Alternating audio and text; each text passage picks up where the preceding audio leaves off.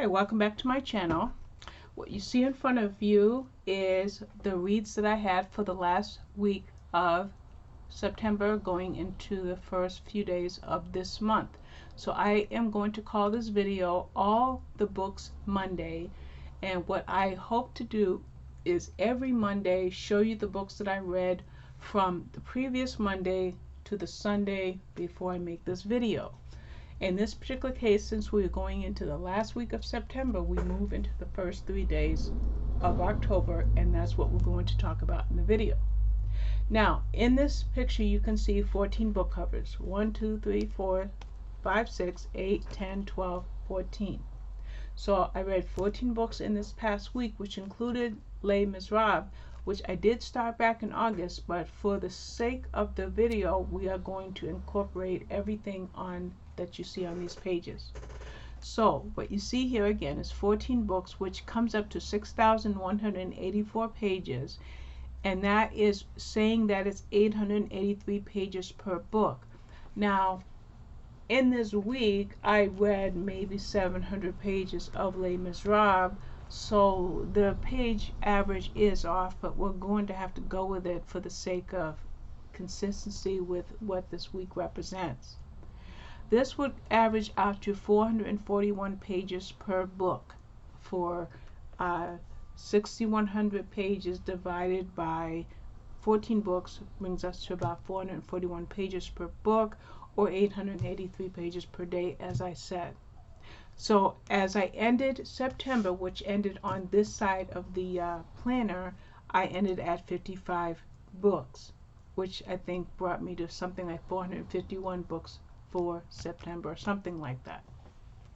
I mean for 2021. Then as we move into the second part of the week, it brings us into Friday, Saturday, and Sunday, which are October 1st, 2nd, and 3rd, which I read another 6 books. Now jumping ahead, I've already read Journey to the Center of, Treasure Island, very, very early this morning, the 4th, and I started this book, so we're not going to talk about those, but just to give you an idea of why we're talking about October books. So basically, I read The Mother's Fault by Nicole Trobe, and in this particular book, we have a woman who's trying to find out what happened to her son. Why did he die? And that's what is the focus of that book. Les Miserables speaks of itself. If you're into any type of classics, it's by Victor Hugo. Very long book, 1,463 pages, I believe. I read it from August to the first week to the 3rd week of September, or 5th week, I guess. Anyway, I started in August with a group of people called Doorstoppers Are Us. I finished it, and then I watched the movie with with Hugh Jackman, which was a musical. It was heartbreaking. There was a couple of scenes in that book that just literally shook me. And then I read Love, Comment, Subscribe. It was about 2 influencers who were already getting millions, if not tens of millions of views, but they had what was, I guess you would call, an average. And when the average started to dip, their producers or their agents were like, you should do a collab with another successful influencer. So her name, do I have her name? Let me give you her name. Her name was Lily, but I'm just trying to think of her last name. I can't think of her last name. But her name was Lily and his name was Toby. Okay, so they both had very successful channels or that they had, but now they're collaborating. So hers was called Ever Lily and his was called Goofy Boy, because his last name was B-U-I. So maybe it was Goofy Boy, I'm not sure. But in any event, they're collaborating, but they also fall in love. I loved it. I really did. I think I haven't rated it yet because I haven't written the review yet. No, I wrote the review, but I didn't rate it. That is so weird. Okay, I have to go back and read it. Then I read an anthology by Susan Enoch. Why can't I find you? It's called Kissing Under the Mistletoe. It's by Susan Enoch, Amelia Gray, and Anna Bennett. three cute little stories. One was called Great Scott, that was by Suzanne Enoch, and then Amelia Gray's story was Christmas Under Dewberry Hollow, and Anna Bennett's story was called My Mistletoe Bow. Very quick romances, historical romances, very, very good book. And then my least favorite book of the month and week so far was her Renegade, Cowboy by Laura Lee. And this was basically about a girl, and this is this book here. This is about a girl who had been in a very, very bad situation where she should have died when she was in college, but she survived. She testified, and she was supposed to go into witness protection, but she refused. And now the person that she testified against has escaped, so a U.S. Marshal takes a job at her cousin's ranch undercover to keep an eye on the girl. They fall in love, getting hot and heavy 1,001 times, just like the book, gave it 2 stars. Then I read A Reckless Match, which was a Ruthless Rivals book #1 by Kate Bateman. I really enjoyed the story. I gave it 4 stars, have not yet written a review, but it's basically about a couple named Maddie Montgomery and Griffin Davies. He was called Griff, and they had feuding fathers, and now they kind of fall in love, but there's danger facing them, especially since they come from a feuding families. And then I had First Girl to Die by Helen Pfeiffer for review, but because I am such a series fanatic, I went ahead and read The Hiding Place, because I had read books 1 and 2, and then I had book 4, so I wanted to go back and read book 3, which was this one, in order to stay 100% with the series. Yes, they work well as standalone novels, and yes, they will get individual reviews on the channel, but those are the 2 Helen Pfeiffer books that I read. Then we move into this week, which is October, and the first book I read for October was A Body at the Altar, which was a Kate Palmer mystery, book #4. Now, Kate is like a 60-year-old nurse who works great as an amateur detective, and so she finds herself embroiled in yet another murder, and this takes place, as you can see, at a church.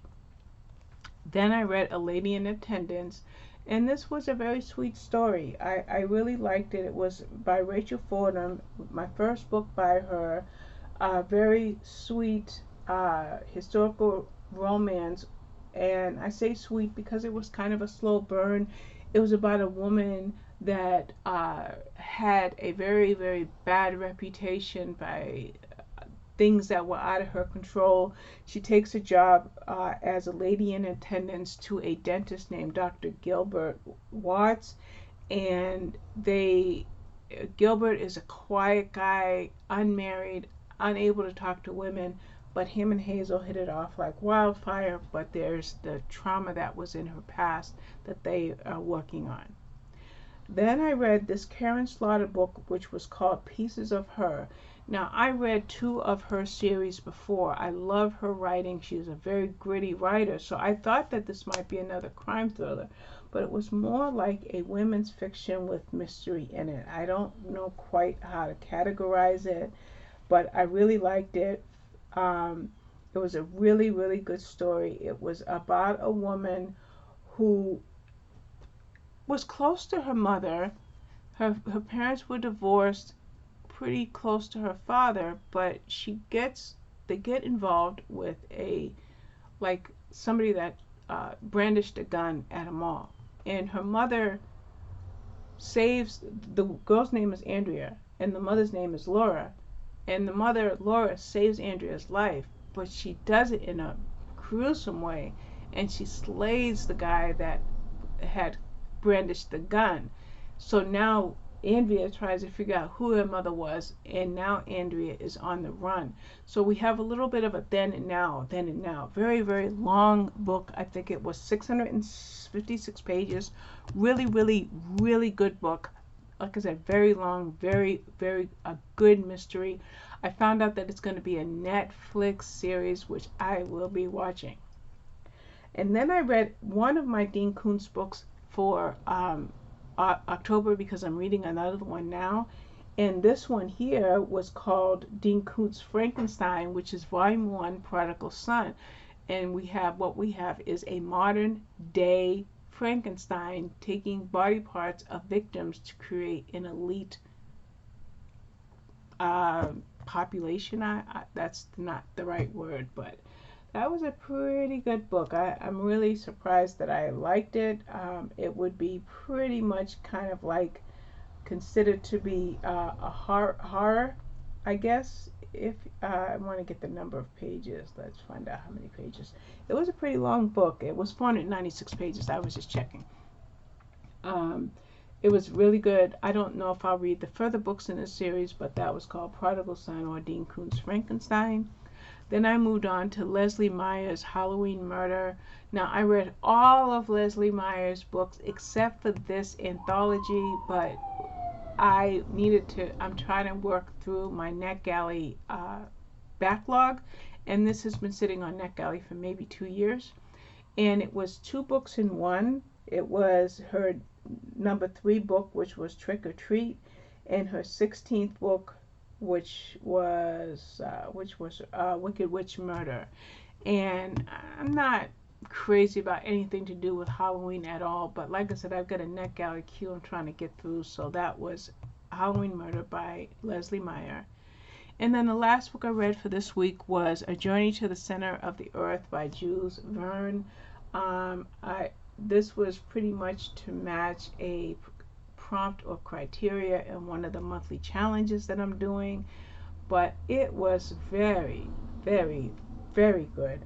I got it as an audio book, and listening to this book, I worked on a jigsaw puzzle while I listened to it. Really, really good book. I loved it, and I can imagine myself listening to it again since I now have it on Audible. But that was Journey to the Center of the Earth, and that makes up this week's read. And I already gave you the stats, which I said was 14 books and 6,100 plus pages. And I already moved into what we'll call the first week of August. Of October, which starts right here. And we'll see how that goes. And I'll be back with all the books Monday in a week. Bye-bye.